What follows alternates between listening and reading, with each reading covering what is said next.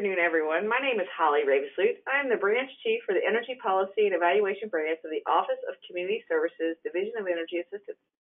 On behalf of OCS, I would like to welcome you to today's webinar, providing reminders for completing the fiscal year 2018 LIHEAP Performance Data Performance Measures modules. Wow, that's a lot.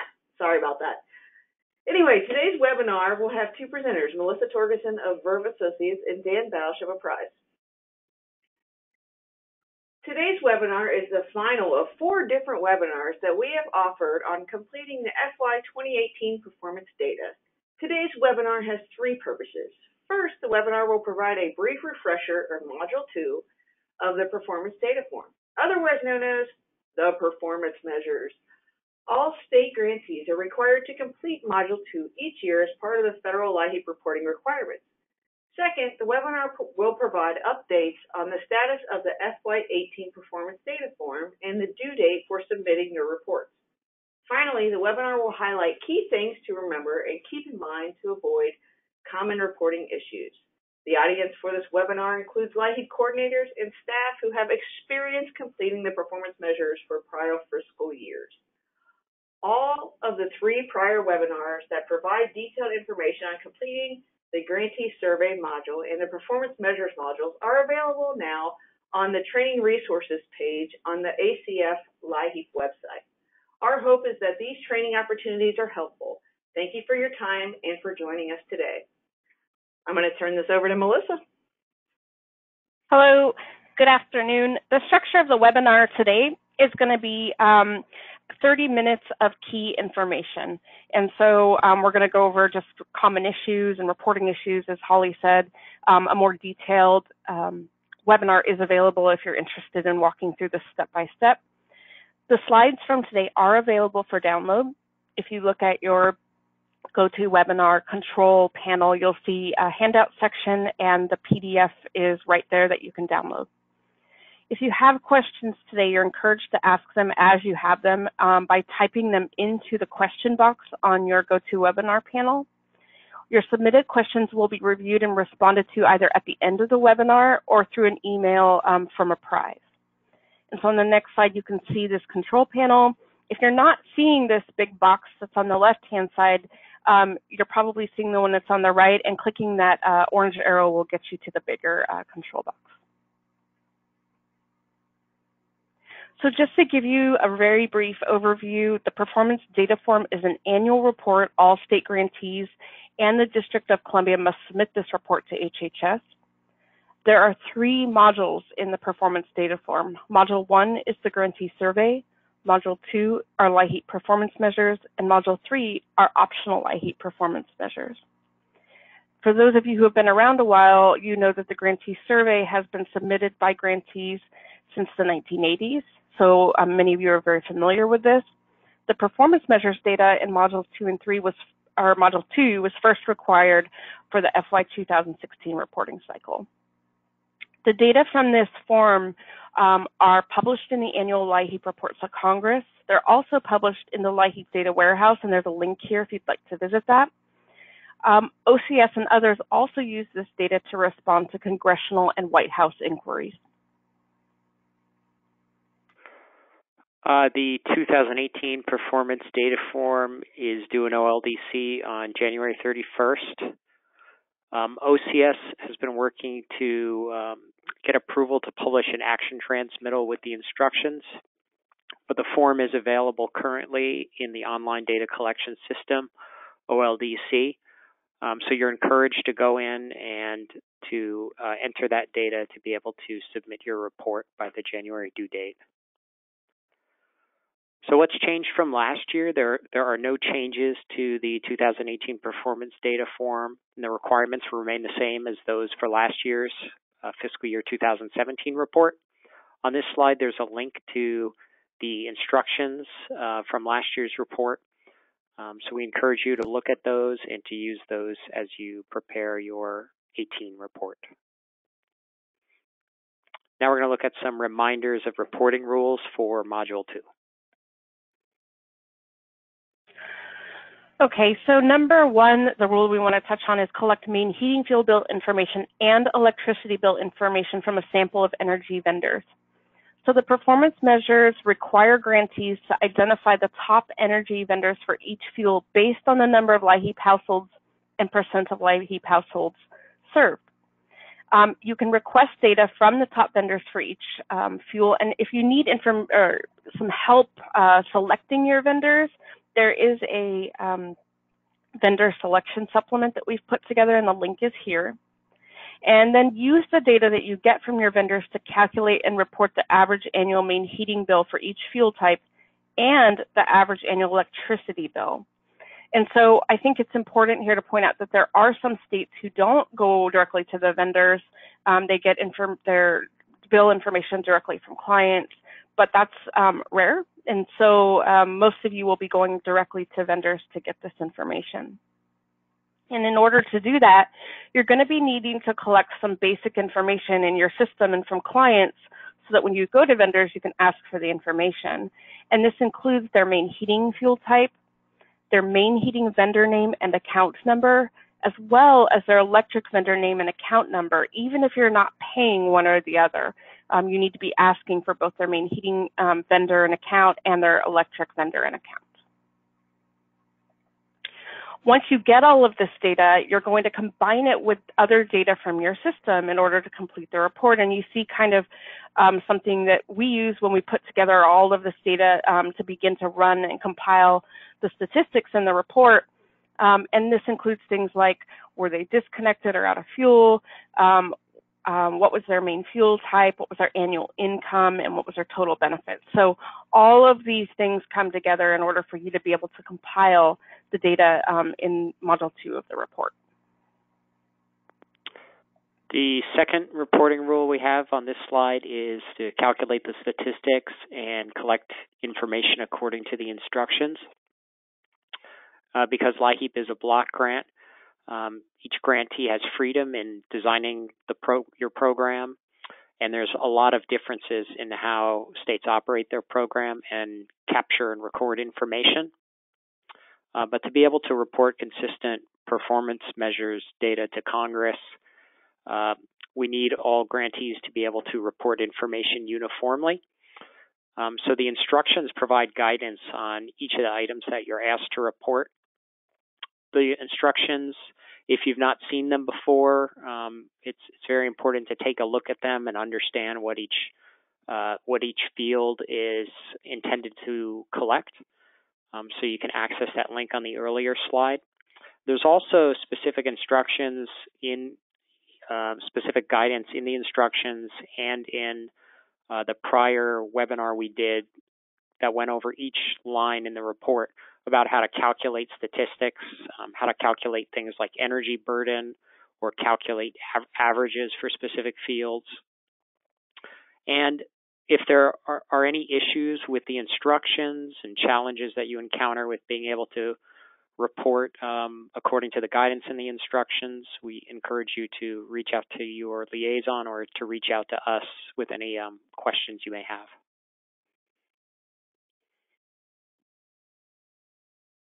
So some examples of ways that your program might vary and things that are important to consider when you're following the instructions. A grantee may have a process in place for your benefit matrix to categorize households as having high energy burden. So some of you may have a calculation you already use to label a household as high energy burden, but for these measures, there's a specific definition, and we have basically said that you need to take the top 25% of households with the highest energy burden, and that is your definition for this report. A grantee may also have a program year that differs from the federal fiscal year. So many of you run January to January, and some of you run June to July. But for this report, you're reporting on data from October 1 to September 30th. And so it's important that you're using those dates when you pull information from your system. So the third rule that we want to go over today is being able to explain unique program features and nuances. We know that all of you have different programs. It's a block grant and you run things differently. The performance measures report, just like all other reports, includes a note section that allows you to explain any reported information that's out of the ordinary, has data quality issues, generates a warning in OLDC, or requires clarification. If there's anything about your performance measures data that requires explanation, please add a note in the note section. These notes are useful for a few things. First of all, they help apprise when they're reviewing the data to understand anomalies or discrepancies. They also help you in the future if someone new comes in behind you, or even you next year when you go in and you're trying to make sense of the numbers you previously reported. Having those notes is really valuable to understand why some numbers were the way they were.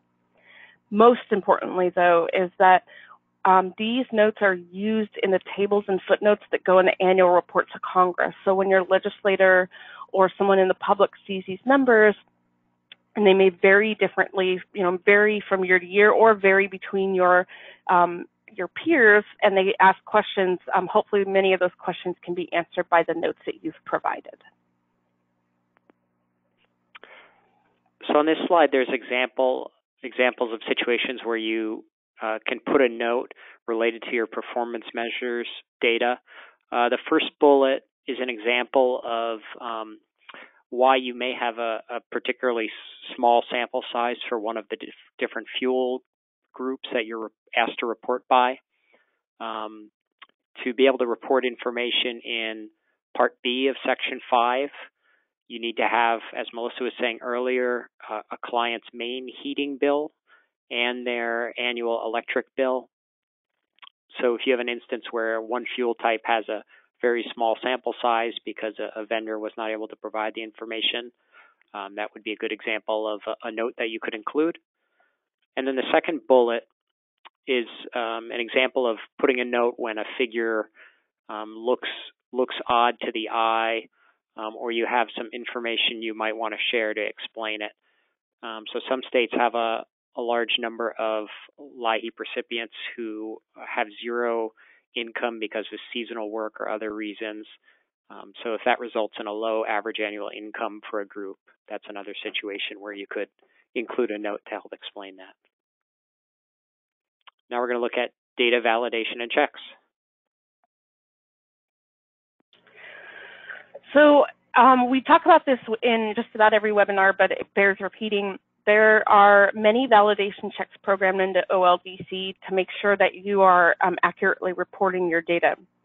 And if the system senses an error or one of the validations doesn't check out, you'll receive one of two messages. The first is a warning message. This indicates data may be correct, but requires confirmation and additional explanation in the note section. So this is just saying, hey, double check your data, and this should automatically trigger you to put a note in the note section. Fatal error messages indicate inconsistent data. It's arithmetically impossible or just not absolutely not correct, and it must be corrected before grantees are able to submit their performance measures in OLDC. If a warning message appears, but you have an explanation and have confirmed that the data is correct, it's very important to add a note addressing the warning, or you will receive a call from Apprise asking why the number is the way it is. If a warning message appears and you don't know how to resolve it, you can contact Apprise for assistance. And the same thing with a fatal error. We're happy to work with you to resolve the reporting issue and find out what's going on. So there are three types of checks that we do when we're looking at your Module 2 performance measures data. The first are internal consistency checks within Module 2. Example of that is there are three different parts. There's Part A, which you're reporting on all households that receive bill payment assistance. Part B, you're then reporting statistics on the subset of those households that you collected energy bill data for. And then Part C is another subset of just the highest burden households. So one check we do is to check that the Part B number of households with energy bill data is less than or equal to the total number reported in Part A. The second type of check we do is comparing your current year data to your household report. In the household report, you're asked to report the total number of households that receive bill payment assistance, and that's in line 6 of section 1 of the household report.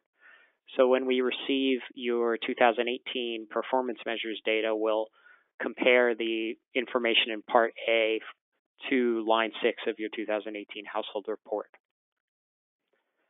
Then the final category of checks that we do are comparing your current performance measures data to your prior year performance measures data.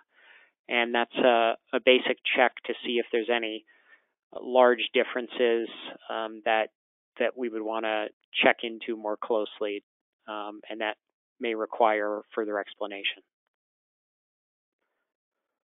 So after you submit your report in OLDC, we will review your report and we will email you with any issues or questions based on that review.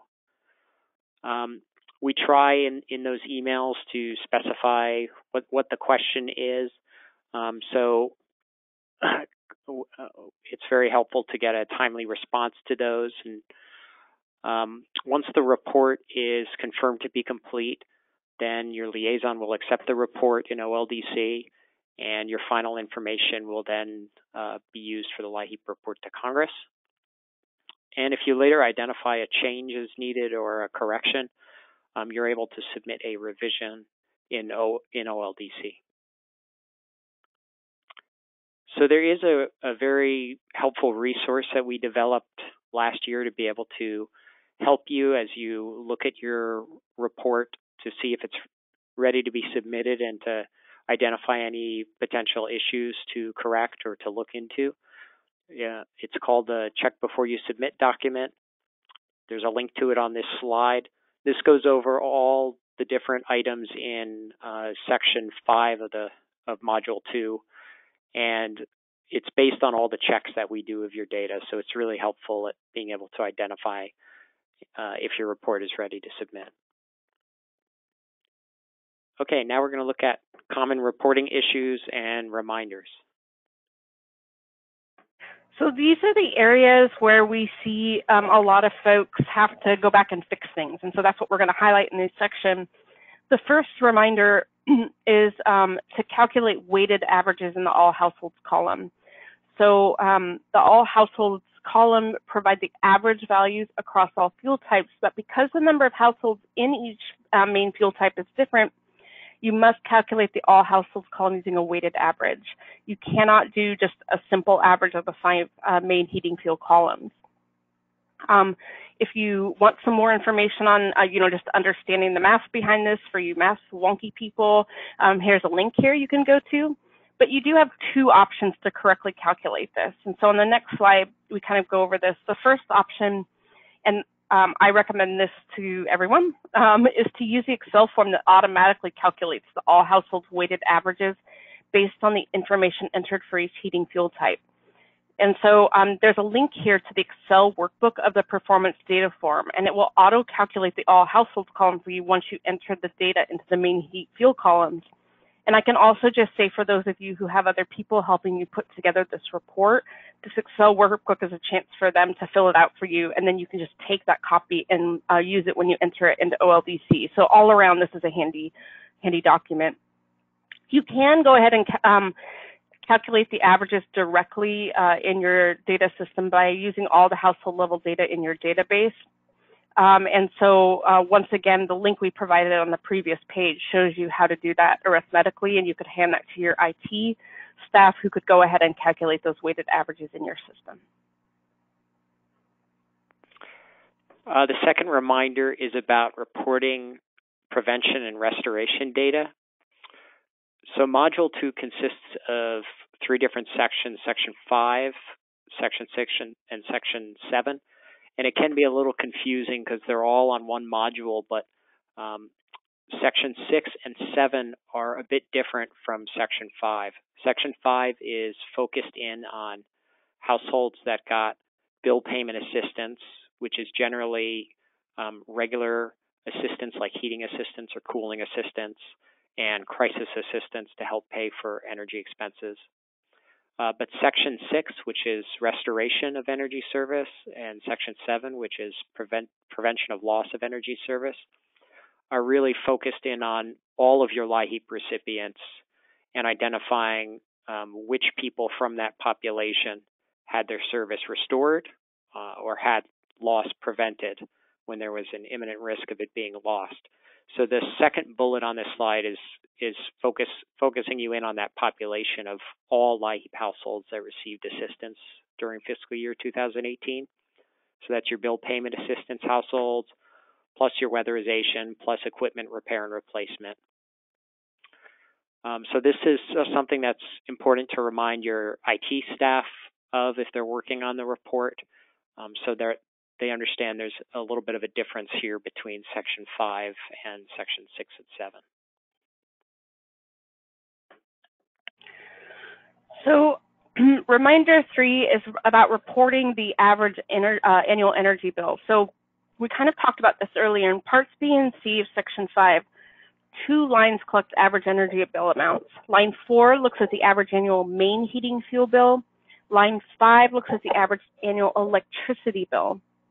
It's important to remember that for electricity main heat households, the electricity bill is the main heating fuel bill. And so if you look at this this line here, what you'll see when you go down to line 5 in the red boxes is that the second column in is 0, because if electric is their main heating fuel bill, then they shouldn't have anything in the electric column. It will be 0. The fourth reminder is how to identify high burden households. As I mentioned earlier, in Section 5, you're zeroing down from all of your bill payment assisted households in Part A to those that you collect vendor data for in Part B.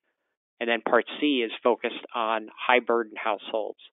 And the way that that's defined for the performance data form is it's the top 25% of households from Part B that have the highest calculated energy burden. So we're going to unpack that a little bit briefly. There's 5 steps to be able to do this. The first step is that for each household you include in Part B, that is, each household you have their annual main heating bill, their annual electricity bill, and all the information that's needed from your system. You need to add the main heating bill and the annual electric bill together to get their total residential energy bill. So that's step 1. Once you have their annual residential energy bill, you can calculate their energy burden using that residential energy bill divided by the household's annual income, and then you multiply that by 100 to get an estimate of their energy burden. Step 3 is then you go through your list of households, and you'll need to assign a value of 100% for any household that has income equal to 0 or a residential energy bill that's larger than the household's annual income. The fourth step is once you've done all the prior steps, you sort that set of households from highest to lowest energy burden. And then the final step is you take the top 25% of that list that have the highest energy burdens. And one thing to keep in mind, maybe to remind your staff of that work on this report, is that top 25% is the top 25 of the whole list. It's not the top 25% of the electric households, then the top 25% of the natural gas households, and so forth. It's just the top 25% that have the highest energy burden regardless of their fuel type.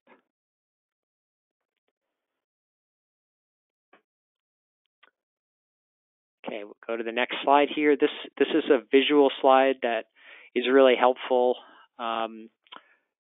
to remind you of the steps and show you what they look like in a data form.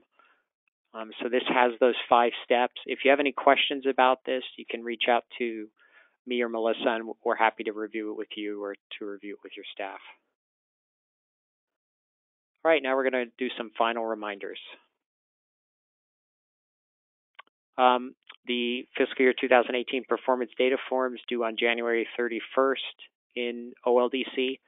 That includes Module 1, the Grantee Survey, and Module 2, the performance measures.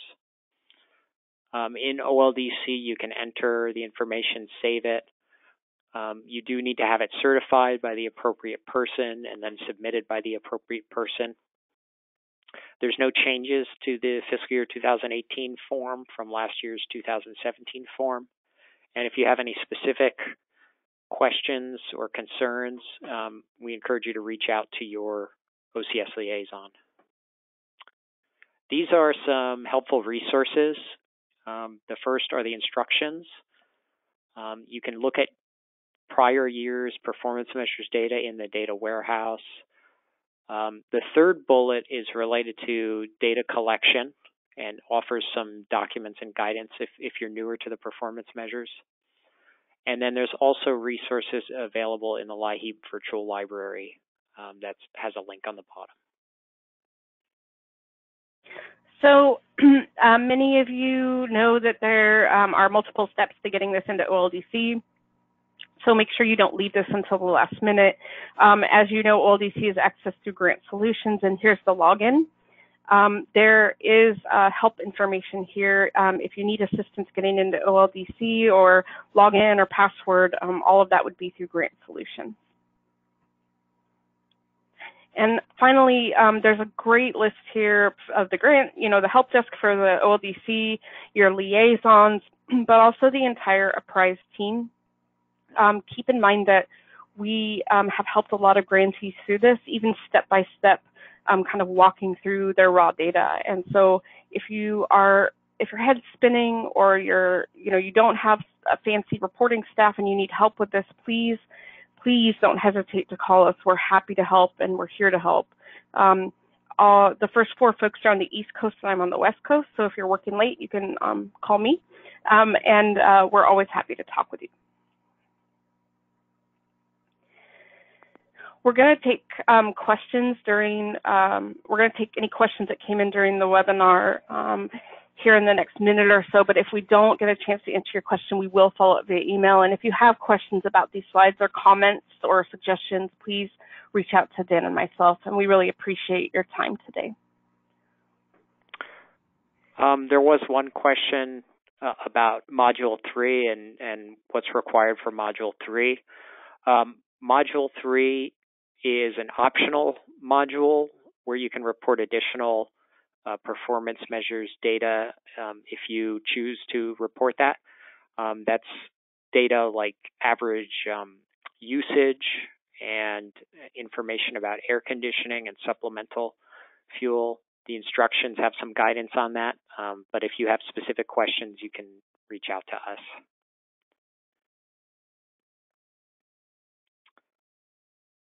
Another question we got was related to electric heat households. Melissa talked a little bit about why the electric bill is put on the main heating bill, and the question was just trying to understand why 0 is put in for electric. The form's trying to estimate the energy burden for each main heating type. So for electric households that use electricity for their main heat equipment, there's only going to be one bill that you collect for those households. So since there isn't an easy way to split that bill between main heating and other electric uses, you're just instructed to report the bill amount on the main heating bill and then put 0 in the electric line, and that avoids double counting the bill for those households. So if you have additional questions on that, we'd be happy to go over it as well on the phone. It looks like we're at time, so Julia has any other questions that came in, and we'll reach out to you and respond to them by email. Thank you so much for all of your time on this webinar and all the prior webinars we've done. And we look forward to speaking with you or seeing you in the next webinar. Thank you very much. Thank you.